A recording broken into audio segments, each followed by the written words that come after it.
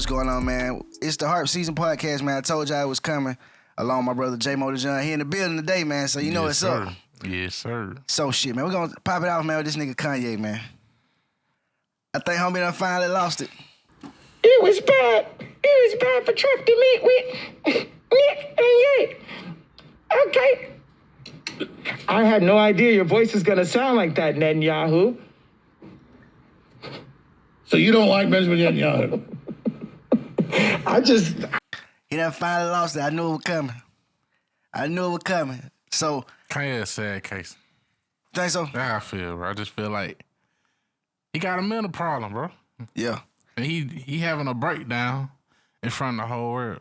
That's why I feel like he just having a mental breakdown in front of the whole world. He ain't really got nobody. He might have people to tell him, but he just...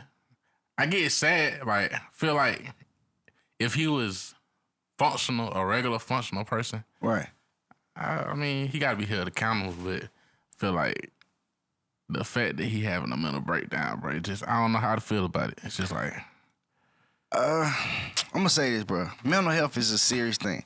And we, with all that money, everything that Kanye done accomplished, it's kind of like that shit can come for anybody, bro. Mental health, like those issues, those underlying issues that you might not even know you have. That's true. At the same time, bro, I feel like something that happened to Kanye, bro. Something happened to him, bro. Somewhere along the line from, because the Kanye we saw during college dropout and all of those, that whole era. Something happened to him. Something happened to him. Yeah, I get with that. Even watching the documentary, that Kanye we saw who was just whole another person making the beats and just in the mix. Just hungry, yeah. That hungry Kanye, bro, it's a different person now, and I feel like something happened, bro. Just like he said, like when he said that thing about like he was talking about people who done got sacrificed, and then he even said his own mother got sacrificed. That came out of his mouth, bro. So he said that, yeah. He's aware. You feel what I'm saying? Like he's fully aware that these people, whatever the hell is going on, done went on, and it's like I think that's what's making him lose it now, bro. Whatever happened, it finally made him snap. I feel like he knows something, but him having a mental issue on top of that make it sound like he crazy, and he don't really know how to say it the right way. Honestly, I feel like even with the stuff that he's saying, like the headline looks terrible, but when you look at the full video, like we saying, watch the full video. I see what he trying to do, but he doing it it just don't make sense the way he doing it because he really got a problem. Yeah. I feel like we forget that he has an issue. You know what I'm saying? Like I know I forget sometimes. Sometimes I be like, man, yeah, fuck Kanye, cause he crazy. But he really do got a mental problem, and it's just like I don't think he getting no real help for real. So it's just like his approach is off. Just kind of like we were talking about with what's his name? That be dissing King Von. Charleston White. Oh, Charleston. Man, yeah. It's the same thing. Like, Charleston White be saying, like, we really listen to what he's saying. He got a point. It's a little different with Charleston, bro. In my opinion. Because Charleston, bro, he don't have I don't think Charleston got a mental problem at all. I think Charleston got a mental problem. Hell yeah. But Charleston got a mental problem. I think Charleston highly intelligent, bro. He intelligent, yeah. But he'll a little throw it off, too. But if you listen to him talk, he says this shit. He'll say shit like, I'm portraying a character. This is just the made up. This is the nigga. I'm being this person to get y'all attention. True. But then that person, sometimes I think he take it a little bit too far. That's all. Like, other than that, I don't sometimes I think he just takes shit. If he really is betraying the character, yeah. But then that character got a problem though. But then if you look at it, what he's saying, but a lot of time when Charles get to talking, he's taking it just as far as he feel that the rappers and shit take it.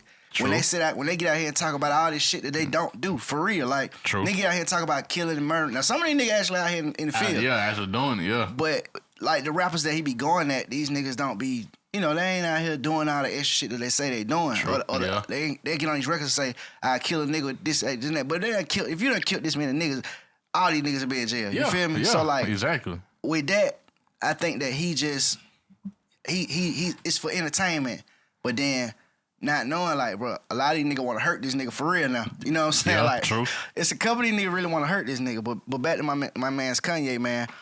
I don't know, dog. I feel like whatever he went through, whatever party he went to and saw, goddamn what he saw and heard what he heard. Yeah. That shit fucked him up, bro. And then now, shit, it just done went too far. It's past his his mental. Like it done went to the next level, bro. So like his last interview, if y'all watched it, it was with I forgot the guy's name, Alex something. Alex Jones. Alex Jones, who's another extremist. Extremist, yeah. So it was a real interesting interview. If y'all didn't see it, Kanye got on and just did what Kanye do.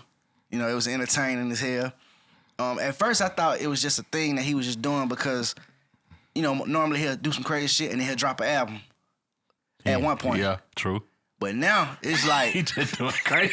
It's like fuck the album. I have no idea what he's doing. This nigga just talking crazy. And this last interview, man, when y'all see it, he had like a net and he was like, yeah, net. He was talking like a fucking man. It was crazy. Supposedly he was what's his name? Netanyahu. Yeah, Netanyahu. He was using a Yahoo bottle and a net to kind of like. That's funny. Yeah, man, it was crazy, man. But mental health is real. It's sad too. Like, it's funny. We laughing at it. Like, I'm laughing at it. But really, when I think about him having a mental issue, it's sad. Like, it's sad that he like doing this all on TV. He losing millions. Literally billions of dollars. Right. And lost a lot of money. And you could tell, like, okay, I see he's trying to use saying Jesus is king, trying to use Christianity and all this as like his basis, but he's not even informed on what he's talking about. So that also makes it look like he crazy even more. You know what I'm saying? Like, yeah, because you hear him talk a lot about Jesus is Lord, and then this and then he'll come and say, well, I'm not a fully informed Christian. Yeah. And it's like okay, why are you talking? If you're not, that don't make sense. Like, so you shouldn't really speak on shit if you don't know what you talking about. You know what I'm saying? But I think they got a lot to do with Kanye's ego too. True that. You know, we all know that Kanye got an ego problem. Yeah, we all know Kanye got an ego problem. I always been like that. Yeah. Even like right now, remind me of the Kanye from South Park. If you ever watched the Kanye from South Park, it was like a joke they had, and they was like, and he couldn't figure the joke out because his ego was just so fucking big. The joke was, they was like, do you like fish sticks? And Kanye was like, yeah, I like fish sticks. They were like, you like putting fish sticks in your mouth? And he was like, yeah. And they was like, you a gay fish? And he was like, I ain't no fucking fish. Like, I'm a motherfucking genius. How am I a genius? And it was just funny as hell. Y'all go check that episode out, man, with Kanye. Just type in gay fish Kanye on YouTube. Shit fucking hilarious. But yeah, man, right now it reminds me of that. I think he done kind of went out the deep end now, and I think he's gonna push it to the point of no return at some point. Yeah, like I definitely think it's over for now. I think it's over, like temporarily. I feel like honestly, even though he talking crazy, feel like if he shut up for about 2 months, the world will forget about it. Yeah. And if he dropped the album in 3 months and stayed silent, people still gonna listen to it. They're still gonna stream it. They're still gonna play it in the club. They're still gonna put him on the festivals if he want to be on the festivals just because he Kanye. And it just... I don't think he gonna stop. I don't think he gonna stop ever. I think it's up. He said it himself. He said it's up. Them exact words. Said, it's up. It's up, man. Yeah. Hey, man, so, you know, we're going to go into Artist of the Hour, man. Shout out to my brother T Hood, man. Shout out to T Hood, dog. You know, Artist of the Hour. We're going to get back to the Kanye thing, but we do this in between, you know, our segments. We give shout out to artists who done work with us on our platform, Harp Season. Shout out to everybody who been supporting us. We really appreciate it. And for real, this year, going into next year, you know, we want to be able to help as many artists as possible, you know, as far as helping you promote your music in the most creative way. Which is Harp Season. You know, you guys tap in, check in. T Hood is from Stone Mountain. We rocking with him heavy. We just did a Harp Season for his new single, which is called Incredible Energy. His energy is his energy crazy. It's crazy. Crazy. Right. The single is called it's the remake of Whistle While You Twerk. And it's called Bitch Come Pop This Perk. I'm fucking with it though, bro. I'm talking about that shit crazy. It's just unique. It's a unique song, man, and you guys gotta check it out. I think it's called Pop Song. Pop song. That's what Pop it's Song. called. So y'all go check Song. that out, man. T Hood, salute to you, bro. We fuck with you heavy. You know what I'm saying? Keep doing your motherfucking thing. And it's other news, man. Like before we get back to the Kanye thing, we want to kind of tap in about what's been going on in our city of Atlanta, and as well as a few other cities, but Atlanta, you know, because we're here and we see these things daily. This kid just got killed the other day. I know the family personally. Shout out to Danisha, Derica. I'm so sorry, you know, for what happened to you guys, you know, nephew and Derica's son. It's a tragedy, bro. We live in a city right now that's become so violent, bro, from what it used to be like. Yeah. And it's terrible because we grew up in the city, you know, and it was nothing. And right now with this gentrification thing and all this different shit going on, they're building up the city right as we speak. I'm talking about it looks totally different from how it looked when I was growing up. But right now it's so much more violence and so much more. And they're getting younger. That's the And crazy they getting younger, thing. man. This younger. kid was 14, I think, 12, I think, Yeah, 12, and the other 14. kid was like 15. Yeah. And I saw the footage. If you guys check it out, it's some footage. They were in a place called Atlantic Station, which is like downtown Atlanta, midtown, somewhere, you know, like in the middle. And it's crazy because if you're from the city, you know Atlantic Station is the type of place where you wouldn't really expect a lot of. You feel safe. Yeah, you kinda feel safe in this When I area. was in high school and I was a teenager, I went to Atlanta Station, go to the movies all day. Just go to the movie theater, be in the movie theater all day. But it was one place to where I feel like even my parents felt like it was a safe place for me to be at. Right. At any time. We had our prom down there. Like it was a safe place to be at. Yeah, and it's filled with you know, a diverse group of people. It's not, you know, the same group of people. You know, it's white people, black people. It's just you It's know, Atlanta. It's Atlanta. Like, It's mixed. It's a heart. The heart of Atlanta. Heart of Atlanta. Really, It's a really nice area. So it's like you wouldn't expect to see something like that going down. But you know, the kids go down there, I guess, now and fight and stuff. And it started as a fight, and it looks like it just erupted in the gunfire. And unfortunately, it was 2 kids that lost their lives. So you know, we promote, me and Jay-mo, we promote peace and we promote, you know, the positive things, and especially when it comes to the youth, man. It's just sad right now because we see so much violence. I lost my best friend, BG the Kid, long live my brother, last year to gun violence, and you know, around this time last year to gun violence, and it's just, you know, we watched us lose so many people within these past few years. You know, we lost Trouble.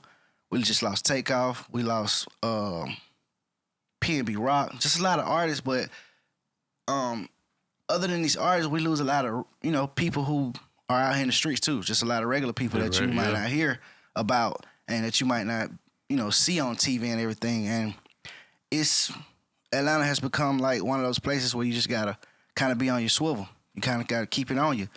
And it wasn't like that at first, you know.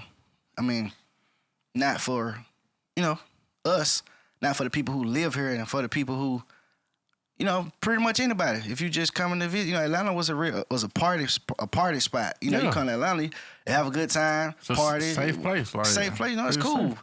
And now it's just kind of wild, man. You know, it's just crazy.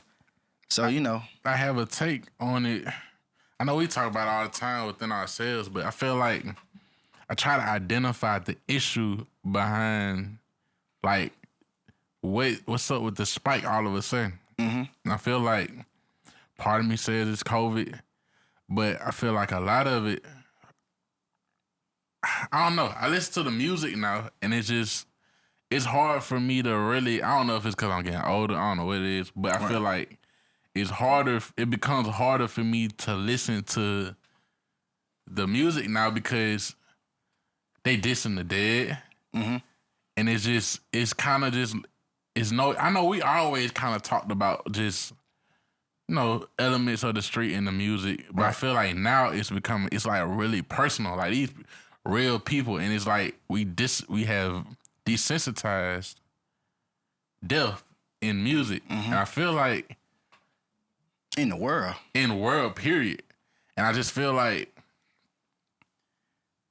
I don't know, part of me feels like that may be part of the issue. For sure. But I don't know. Like, I just feel like I just try to identify it because it seems like it's just all of a sudden. Like, just saying like this is a 2 to 3 year type thing. Like, it just now getting like that, really. Yeah, I look at it like this. Hip hop, rap music has been one of the biggest, if not the biggest, influence when it comes to our culture. True. You know, you grow up, you want to be like the rappers. You see they live this lifestyle. They have all the women. You know what I'm saying? Got all the money. They got the money. They got all of these, and these kids are looking up to these guys like. And now that it's like different, you know. When I grew up like, you know, listening to the Hot Boys, and so that was the time when you wanted, you know, everybody started getting iced out and all that shit. You know, it was about that. Yeah. Like whatever music kind of drives the culture for the most part, especially hip hop. So when you see like, I mean, you know, they've been talking about elements of the street. Yeah, shooting niggas, this, that, but it was never like how it is now, to where, you know, so personal. It's like, so personal to where like these ain't, and then on top of that, these labels aren't signing people with.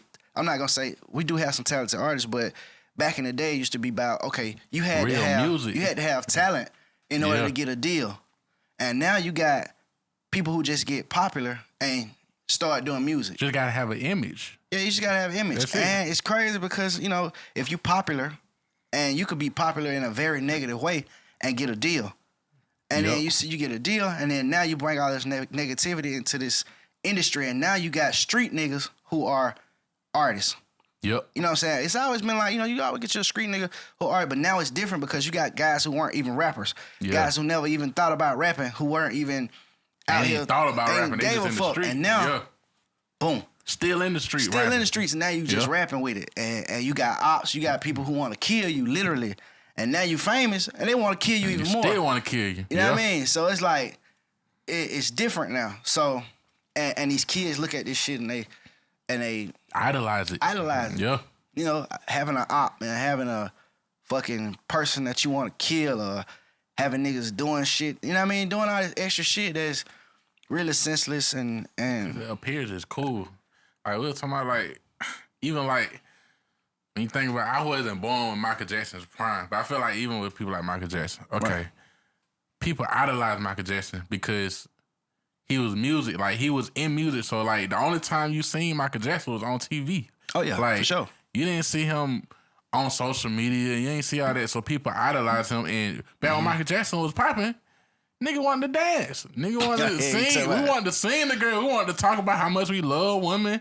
We wanted to talk about peace in the world. All that was cool. So, it's just like, especially in the black community, like, in the black community, the people in our music culture, we look up to them, like, and that's both men and women. Like, music controls fashion. It controls the fashion in our community. It controls how we vote, if we vote. Like, it controls everything. So I feel like we've gotten to a place in music. I feel like it was honestly TikTok. That's what it feels. I feel like when TikTok was created, it kind of took the seriousness out of music. Think so? Yeah. Like, I feel like before TikTok, it was just people creating content, like pictures and funny videos. Comedy was its own element, but TikTok bridged comedy and music together in a way to where you got niggas that was, you remember, it was a point in time to where niggas was confused in the industry. They like, wait a minute, we dropping our best material. All these people at home, we dropping good music, but ain't nobody grabbing on to it. They grabbing on the Day that made this song in their house about dancing and this joke song, and it's going crazy. It's number 1 on the chart right now. Yeah. So I feel like that part of it is kind of like, I don't know. It seems like the start of the violence. I feel like the cultural shift since COVID, the creation of TikTok, has created this element of, like, you know, desensitivity. I feel like, at least that's my take on it. Like, from looking at it, you know, I'm not the biggest social media person. You know, I'm not on it like all the time. But I feel like just from analyzing where it really got bad. It seemed like that's where it got bad. Like you desensitize things. Like jokes are desensitized when the comedian gets on stage and they make a joke out of. Most of the time, they making jokes out of things that's actually not supposed to be funny, but they desensitize it in a joke. Right. So I feel like that's kind of what his TikTok has created. You put that in the music. You put, oh yeah, we smoking on this and we smoking on that. Now it's a joke. If I say I'm smoking on something, like even we said in sports, oh, we smoking on that. We smoking on that Atlanta Falcon pack. We smoking on this pack. Like it's created a culture of just like, okay, we're not thinking what we saying. We say that like that. The origin of that came from them talking about a real person. You know what I'm saying? Like, Right. So I feel like I don't know. That's what I think it started from my take. Like, and it's just cool now. Like, it's just cool to diss the dead and talk like that. I gotta disagree with you on this one. Only because I think it started before that. I think it started way before that. I think it started when we kind of lost R&B, when we lost a whole genre of music dedicated to.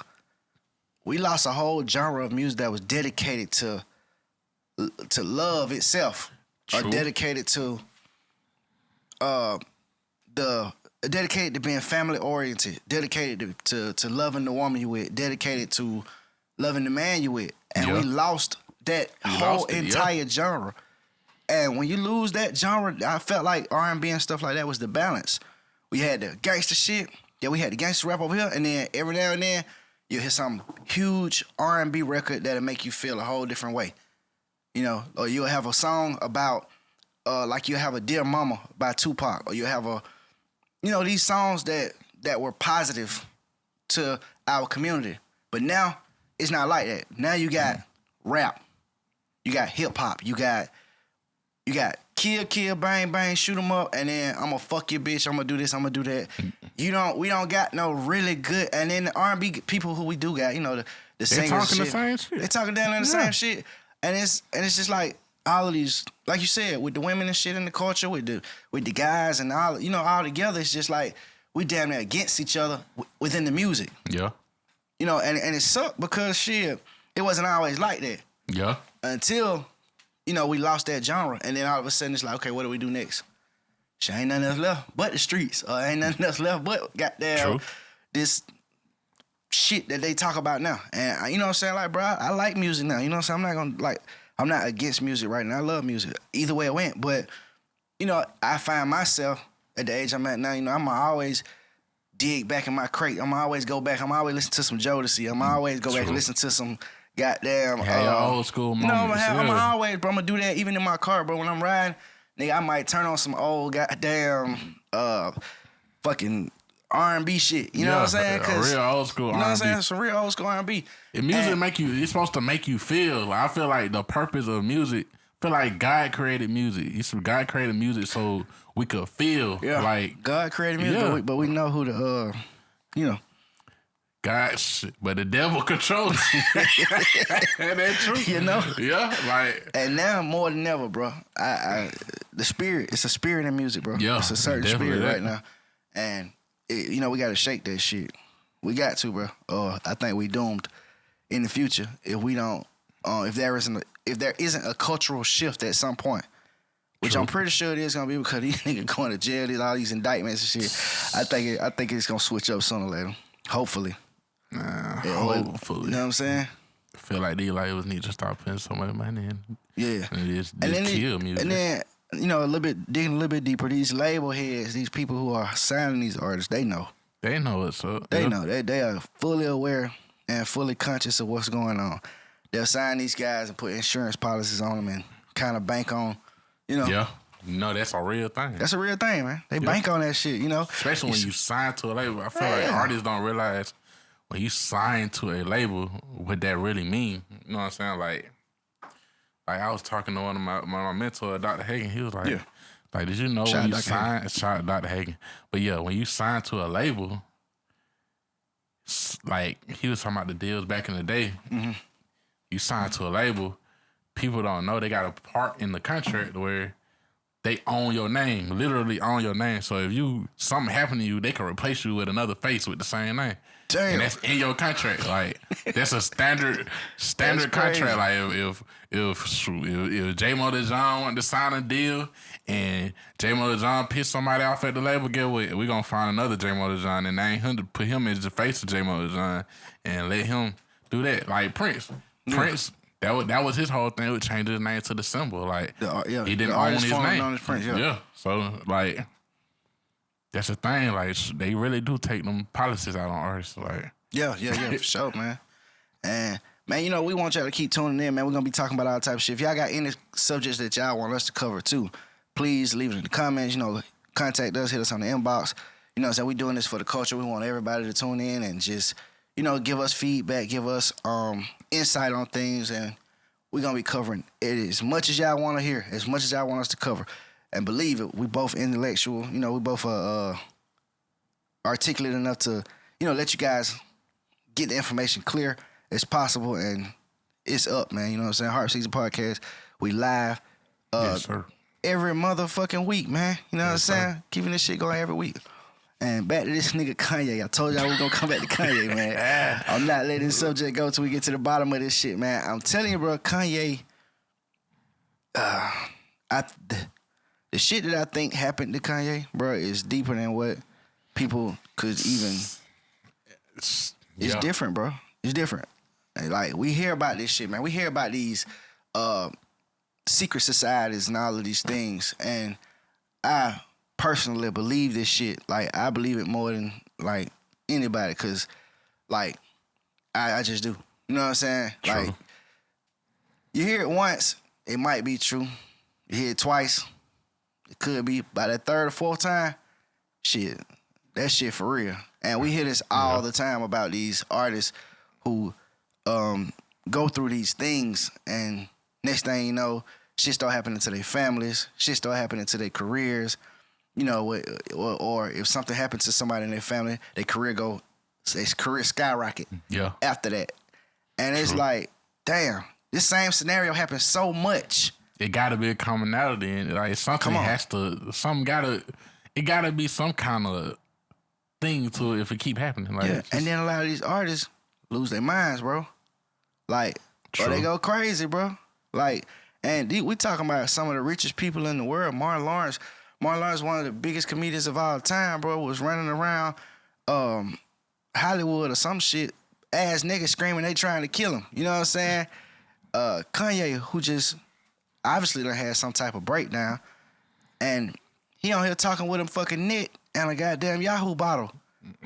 You know what I'm saying? Like, and these are millionaires, bro. People who've done things. The richest people some of the richest people in our community that we see. Like Kanye, if not one of the, if not the richest black guy who comes from entertainment, artist who comes from entertainment. I think he probably was one of the richest ones. He definitely was. If he still is. If he still is. You know what I'm saying? And he's going through what he's going through. And y'all voting for him. Y'all gonna vote for him? You voting for Herschel, bro? Cause he say he going for it. Kanye say he finna run for president too, so. Yeah, you vote for Herschel, you might well vote for Kanye too. Yeah, man. That's another thing. I ain't rocking with Herschel. I'm sorry, y'all. I'm gonna go ahead and count it. If you rock with Herschel, I don't even know what to say. If you guys have seen any of these speeches, man, and you got a lick of sense, if you voting for Herschel Walker, then... Matter of fact, if you voting for Herschel Walker, leave a comment in the comment section. Explain to the people why. Because I don't get it. I don't get it either. Because and I'm not into politics. So I'll pretty much, I'm into politics, but I'm not into politics, if that makes sense. What I'm saying is, I'll watch these debates and I'll cipher through the debate, the strategies and all of that shit. And I just kind of be like, okay, cool. I can kind of relate to this guy. I can relate to that guy. But I'm not into politics as much as like, guys be like, get to talking about what this person can do and what this person can't do in the different parties and all of that shit. Yeah. I don't get that deep. But just just a basic. Okay, I'm gonna listen to this guy, and I'm gonna listen to this guy, and whoever has the best debate, I'll probably go with this guy. And I don't see that when I see. I don't get. I can't relate to Herschel in any type of way, and I really don't see how a Republican who is in society looked at as when you think of Republicans, you think of the upper class for the most part. Yeah. And when you think of Democrats, you think of Common people. Yeah. So, Republicans, explain it. Explain it. Please explain it. I don't get it. Explain where is it? Like, where's the sense? Where's the sense in this? Because if I was a Republican and I just seen this guy debate and he talks about wolves and dragons and birds and trees and all this irrelevant ass dumb shit, I don't get it. So, like J-Mo said, if y'all please could explain this shit to me, like, now this is what I do see. I do see him being somewhat of a puppet. So I could see someone, once he's in office, someone just using him. That's all I can see.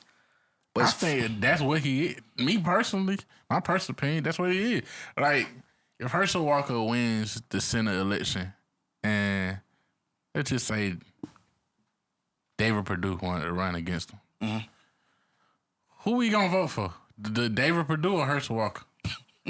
Like, it's the less. I mean, we gonna vote for the lesser two evils, I guess. right. I mean, if you want to consider David Perdue evil, but I don't know. Yeah, That's a personal what it choice. is, yeah. But I mean, I feel like he a puppet. All right, he's easy to Control. He's easy to beat, and honestly, I feel like he's also a puppet because people know that the modern day voter is emotional, and especially black voters. Like, I feel like us as black people, we talk about who we gonna vote for in the church. We talk about who we gonna vote for to our friends. White people, I passed by your house. I went to go vote this past election. Walked straight in, didn't have a line. Walked straight in. It was so easy, and I voted on the day of voting. It's early voting. We ain't even started voting. I passed by your voting precinct, the line all the way down to the parking lot. I live in All white people. I live in a white area. All white people. And they vote. And I've never talked to a white person about who they voting for. I've talked to a white person about politics, but a white person has never told me who they voting for. And I just feel like, because the vote is private to them. yeah. And I feel like, we was talking about this on the phone not too long ago, like, this year, I'm going to do the same thing. I'm just going to vote. Right. But I feel like the problem is, like, I was talking to another one of my friends. They just like, what the hell? They said they wasn't going to vote. And I'm just like, I feel like, or they haven't voted, or they never voted. And I feel like the most important part is voting, because people don't realize, like, look at the abortion thing. Like, I feel like that's a common sense decision. Okay, the government shouldn't be choosing what women should do with their body. That's like common sense. That shouldn't be a thing. Like, me as a Christian, I don't agree with abortion, but I'm a Christian. You know what I'm saying? Like, that's my personal belief. But I feel like that should show people how important voting is, because if you don't vote, you see who making these decisions. Right. Okay, who to say that, okay, we black people, we know, like, this our home, you know what I'm saying? This is our place. Who to say that one day our rights gonna be taken from us? Because it was my grandparents remember we didn't have, you know what I'm saying, rights to vote. Yeah. Who to say one day we gonna lose the right to vote? It seems like it's obvious, just like abortion seems like it's obvious, but like, who's to say? Happen. Yeah, it could happen tomorrow. It could happen next year. And the thing is, we won't even know it if we don't vote. And I feel like that's why, especially young people my age, younger than me, that's why it's important to vote, because you just never know. It's something could be taken from you easily, like, very easy in politics, like, super easy. And what they do when they want it to be taken from us is they make things without talking to us. Like, they don't say nothing. Like, they stay silent. Like, they just be, oh, well, we just gonna let this blow over, and then all of a sudden it's just an uproar of just all this stuff, and they just like, where this come from? Like, man, we were going through a recession. Gas prices was through the roof. Where abortion come from? Like, that's how my brain was when it came out. I was just like, where did abortion come from? Like, we going through all this stuff economic. I'm trying to figure out, people trying to figure out how they gonna pay their rent. People trying to figure out how they finna get cross town. Yeah. And People abortion struggling. come up. People struggling, so it comes off as like, oh, that's not an important issue for me. I'm trying to figure out how to eat. Yeah. And that's how it usually happens when stuff gets taken from us. That's how it Right usually under your go. nose. Right up under your nose. That's why it's important to. The voting is really important. In America, is important because America, we already know. We don't if you're a minority, we already know that you're not the focus in this country. Like, this country wasn't built with you in mind. The Constitution itself was written for them, Exactly. not us. It wasn't written for us. It was written around. You gotta think the Constitution was written. Was it during slavery or before slavery? I think it was before. No, I mean right around. They definitely Yeah. had slaves when it was Yeah, written. so it was written at a time where we didn't matter. True. So you gotta understand that part. Just remember that the Constitution itself was written around a time when we didn't matter at all, literally. So, and that same Constitution still stands today. True. So until we rewrite the Constitution, until we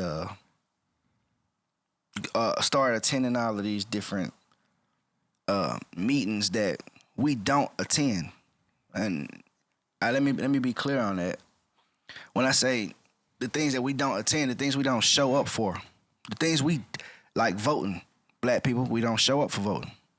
We don't show up for these city council meetings and these things that, matter of fact, let me make an example. So before the gentrification thing started in where I'm from, the Bluff and all of this stuff, they had a bunch of meetings, a lot of meetings, and I attended one of them.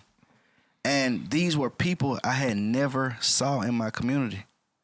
You get what I'm saying? Like, I attended one just on a humble, like, let me go. You see what they talking about. See what they talking about. Let me see what's going on. And they were making decisions in this meeting about our neighborhood, and nobody from the neighborhood was there. That's how it Maybe usually is. maybe one or two people were there. I was one, and my homeboy Tony, shout out to Tony, he was there. And we sat there and we just listened. And Tony got up and he spoke and he was like, man, this is still, the west side of Atlanta. So, let's make sure we keep it affordable and such. But at that point, you outvoted, buddy. Yeah. We way outvoted. When you got people who aren't even living in the neighborhood, but they got property there. Property that you don't even, that all of these abandoned fucking houses that you walk by, this house right here, that house, the ones that you just walk by every single day, but you thinking it's our neighborhood. We think, because it's predominantly black, this is our neighborhood. Yeah.